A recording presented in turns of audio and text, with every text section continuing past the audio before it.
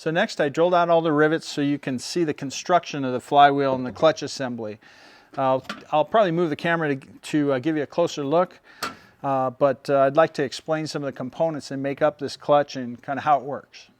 So looking at the dual mass flywheel and its components, you have this section that has the dampening in it and bolts to the engine. Obviously it has the ring gear on the outside.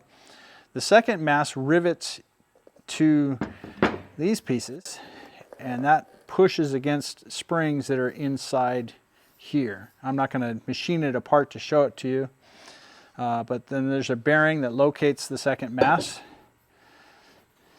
and it also this part here will rub against here. So you know, a dual mass flywheel has a lifespan because it is a wearing component. Normally a flywheel, other than the surface, really doesn't wear. In this case it does because of the internal components. But I want to focus on the secondary side of the flywheel. This is where the clutch assembly bolts to. In my opinion, it's pretty thin. It's probably about 5/16 of an inch behind the clutch disc, which is a little concerning to me.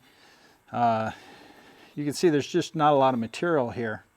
It's about 7.5 pounds, and it is a good material. It's ductile iron. Has a nice ring to it. That means that it's not going to just blow apart from being overheated. Instead, it'll warp. So that's kind of the characteristics of the material. All right, so let's take a look at this clutch assembly. We have the first disc, the floater plate that's driven by these straps and regulated by this little the tabs here. We have the second disc. It's driven by the first disc and the hub. I recognize the friction material that's used on these discs, and it's a real good material. I don't know why they didn't go ahead and fill out the rest of the available space on the face and the floater. To, you know, they could have made the linings bigger. I'm not sure why they didn't, but such is the case. Then we have the pressure plate. The face of the pressure plate, this casting here that rivets to the rest of the pressure plate.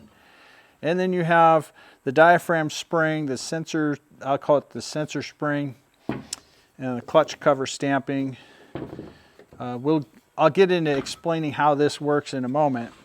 But for now, I want to take these pieces, the castings, and I want to take the straps off in order to see what kind of material it's made out of. You really can't test it when the straps are on it, so we're going to take the straps off next.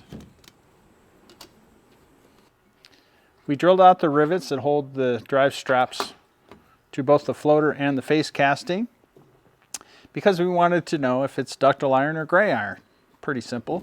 We know it's casting, so what kind of material? Floater is definitely ductile iron, as well as the face casting. You can tell by the ring. So this material is much safer than gray iron in terms of exploding. However, there's not much material there, and you know, it's still a casting. So if it overheats, it does get weak, and it can come apart. Any material can, but a casting is definitely weaker than, say, a billet material.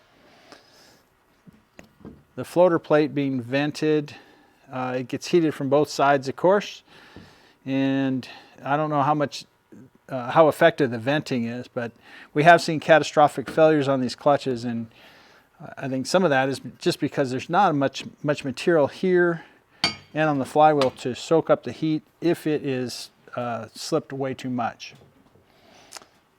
So looking at the clutch cover assembly, we can see this here where the diaphragm pivots off of the outside of this, what I would call a sensor spring.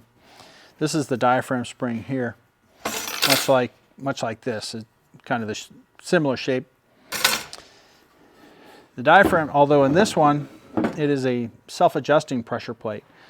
So these little ramped areas here help to facilitate a ratcheting device that is between the clutch cover stamping and the top of the diaphragm spring. So what would be here. And that makes up the fulcrum that's on the top, would be that, that ratcheting device. So as the discs wear, what happens is the diaphragm spring actually gets stronger. It has a lot of over center effect on these self-adjusting clutches. So it gets it develops more force, and that overcomes this spring, this sensor spring I would call it, and that allows room for that ratcheting device that's sandwiched between the diaphragm and the cover to rotate and ratchet on these ramps. I'm not going to bother to take this apart to show you the ramps and stuff, but it's pretty interesting. Now contrast that to a traditional design. Take one of our popular Subaru clutches here. It has the diaphragm spring with a pivot ring on each side of it, and the diaphragm sandwiched between the two and riveted to the clutch cover stamping. You can see this diaphragm that we made also has ribs, and it's narrowed down in order to get as much efficiency as we can so it saves travel. And we've also have a nice thick casting to absorb the heat, because these turbo Subarus make a lot of boost and make a lot of power, and we want to hold that power and take the heat. So we've actually gone, this is a swap that we do to a 240 millimeter that's normally a 230 millimeter. So comparing to a conventional design, it's quite complicated. You have to get this sensor spring and the diaphragm spring, the ratcheting device, all to cooperate so that it will function and adjust when it's supposed to.